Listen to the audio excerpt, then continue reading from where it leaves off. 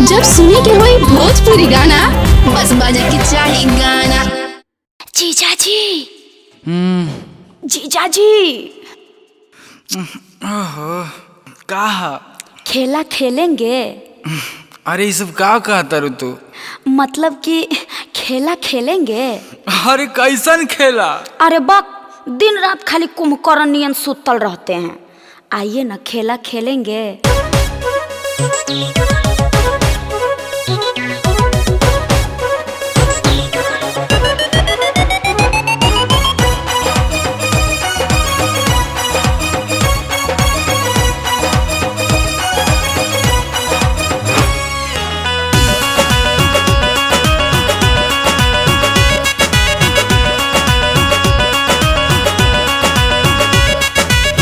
जीजा जी बात सुनी मोर जी, बैठल बैठल होता बानी बोर जी।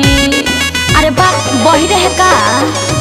ए जीजा जी बात सुनी मोर जी, बैठल बैठल होता बानी बोर जी।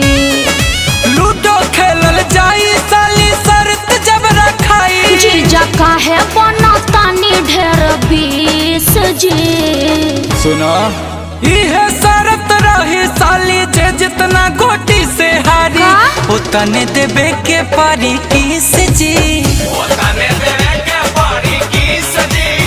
उतने देबे के पारी किस जी। वाह जीजा जी वाह, चित भी आपका अपट भी आपका, आप ही बड़का चालाक है। हाँ?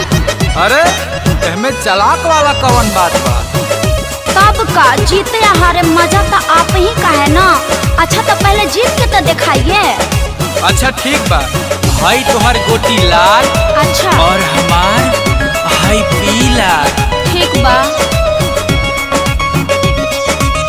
नाही पगले तनियन बात कर एहो जीजा, चल देनी हम तो शुरुआत कर एहो जीजा।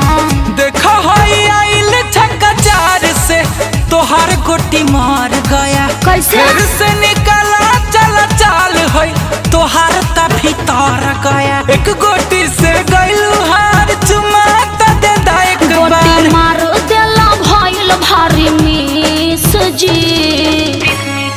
इहे शरत रही साली जे जितना गोटी से हारी उतने देबे के पड़ी किस जी। उतने देबे के पड़ी किस जी। उतने देबे के पड़ी किस जी। तो अब साली जी का हो जाए ना? का हो जाए? बहुत चालाकी किए हैं जिया जी, ये ठीक नहीं किए हैं। अच्छा ठीक है ले लीजिए, लेकिन इस पे नहीं, इस पे। साली जी का है? एक दान और हो जाए। ना ना ना खेलेंगे, लेकिन ये शर्त नहीं रहेगा।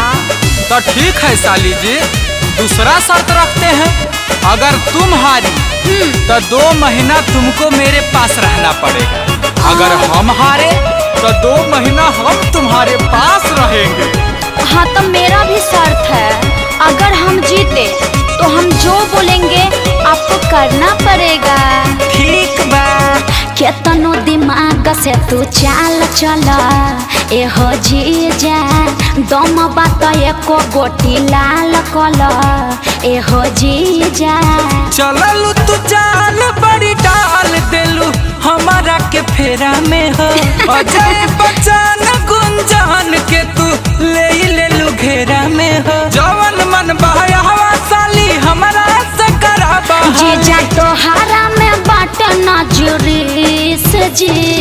अब पता चला?